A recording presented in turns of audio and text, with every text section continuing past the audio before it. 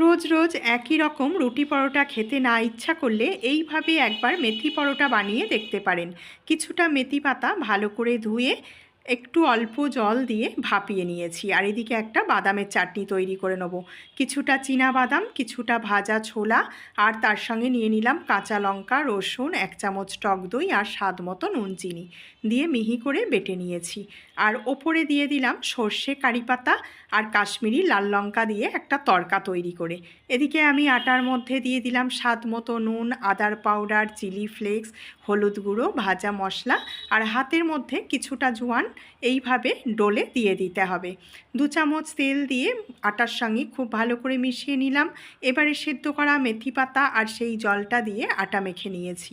বড় বড় করে লেচি তৈরি করে নিলাম, আর একটু মোটা করে পরোটাগুলো বেলতে হবে। ঠিক এইভাবে আমি বেলে নিয়েছি। ননস্টিক প্যানের মধ্যে উল্টে পাল্টে আগে সেঁকে নেবো, তারপরে দিয়ে দিলাম 1 চামচ ঘি। ঘিটা দিয়ে আবারও উল্টে পাল্টে ভেজে নেবো। এইভাবে সব কটা পরোটা তৈরি করে নেব। বাদামের চাটনির সঙ্গে খেতে তো এটা দুর্দান্ত লাগে, এছাড়া টমেটোর চাটনি কিংবা আলুর তরকারির সঙ্গে খেতেও ভালো লাগে।